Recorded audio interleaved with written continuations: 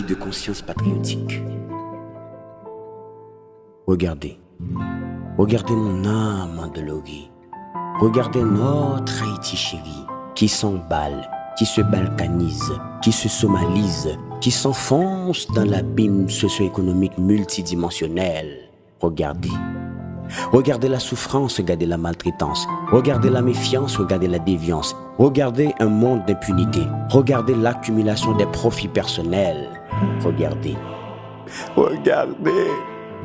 Regardez les embrouilles de ce peuple dans les douilles des bandits endurcis, des criminels. Regardez les carnages, regardez les bandits anthropophages, regardez l'existence de l'inexistence de la philosophie des utilitaristes, regardez les barrages. Dans ces entrefaites, je suis tellement impuissant que je ris parce que je ne fais que vibrer les mots par les mots pour soigner les mots, évoquer les mots qui peuvent soulever les consciences patriotiques. Regardez la loi du plus fort, regardez la guerre idéologique, regardez la course missile hypersonique pendant que les gens crèvent de faim et meurent dans toutes sortes de pandémies. Regardez le désarroi, la tristesse, l'absence de la philanthropie, la prétention de l'être, la culture du mépris de l'autre. Et regardez comment les autres nous humilient. Regardez le problème de race, de langue, de sexe, de religion, de couleur. Autrement dit, nèg en haut ak nèg en bas dans l'haïtianité. Regardez les acteurs verbomanes, sans vertu, sans éthique et morale, qui s'engueulent, faisant semblant de s'affronter dans l'arène médiatique pour le soi-disant bien commun de la cité. Regardez notre cher Haïti qui nous amène vers des demain sans demain, des demain sans surlendemain, et c'est mon refrain. Regardez ce beau pays qui a fait la fierté de ses progénitures à travers son histoire et à son déclin. Regardez les discours anesthésiques, regardez les adeptes haïtiens de la révolution sans fin, car la misère, le chaos, la sédition, le clivage sont les résultats de la perversion. Regardez la population prussienne qui est dans le chômage, dans la galère, la misère de carburant. Maintenant, on fait la descente aux enfers tellement aux eaux. Regardez. En regardant la théorie de la destruction de l'autre, effectivement, c'est la parole qui différencie l'homme des animaux. En Haïti, le désespoir, l'insécurité généralisée font la fuite des cerveaux. Est-ce que c'est la mort de Dieu ou la dissolution du politique? Car j'y vis sans raison de vivre.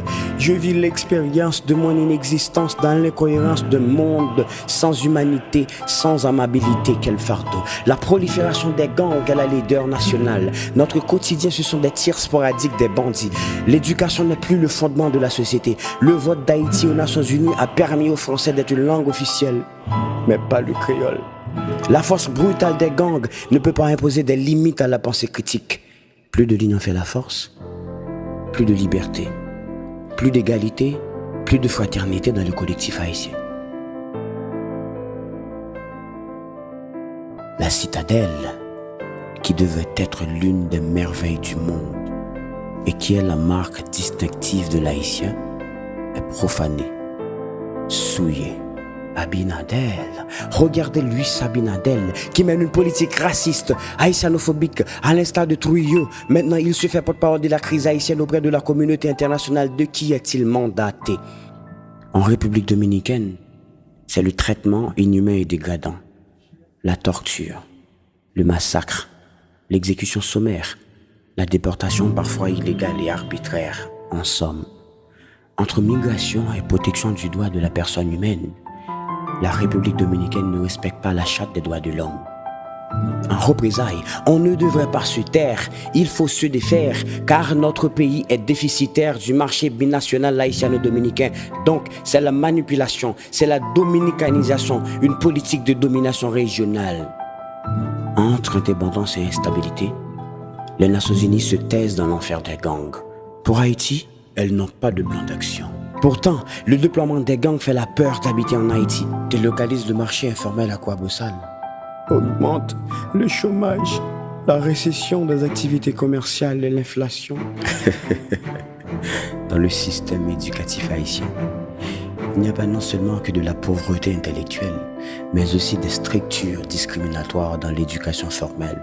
Voyez-vous, ces faits extériorisent la faiblesse du ministère de l'Éducation nationale et de la formation professionnelle.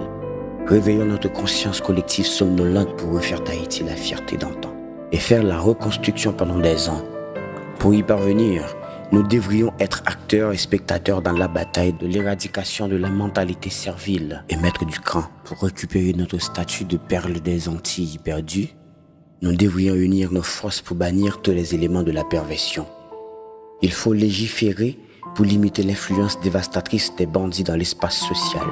Pour endiguer la malice humaine, il faut substituer l'intérêt du particulier à l'intérêt général.